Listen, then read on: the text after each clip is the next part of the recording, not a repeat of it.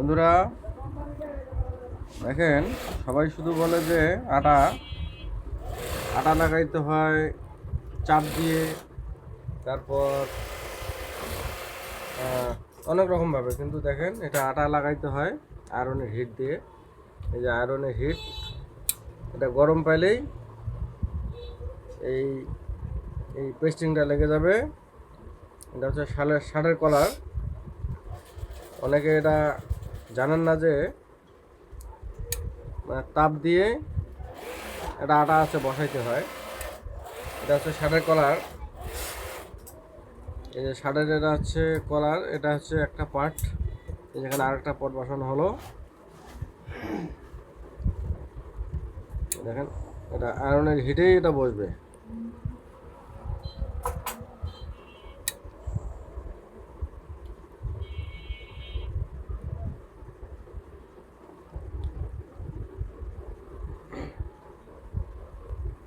এই যে এখানে পার্ট লাগা হয়েছে, এখানে আরেকটা মাথায় আরেকটা পার্ট হবে।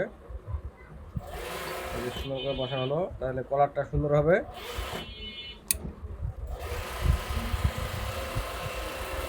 এই যে এখানে একটা মাথায়, এই যে ওখানে আর একটা মাথায় দিতে হবে, তাহলে শার্টের কলারটা ভালো হবে।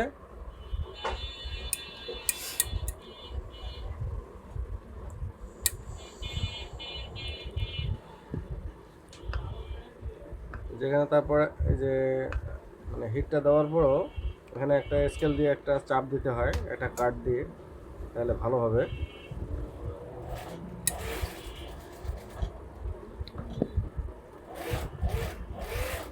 এখানে বসা হয়ে গেছে। এখন আপনাদেরকে দেখাইতে পারবো যে এটা আটাটা বসছে কি না। এতক্ষণ তো দেখলেন শুধু কাপড় দিয়ে খালি তাপ দিয়ে বসানো হলো।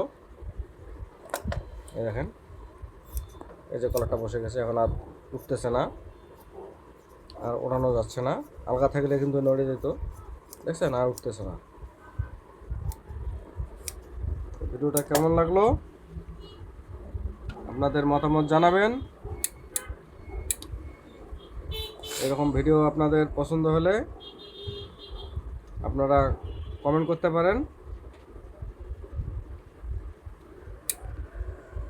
দেখেন, এটা হচ্ছে ব্যান্ডটা আর একটু হিট লাগবে, এই কারণে আর একটু দিতেছেন।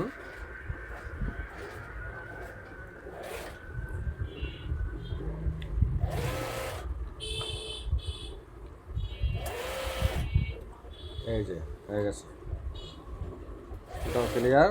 এখন শুধু কলার বানাতে হবে।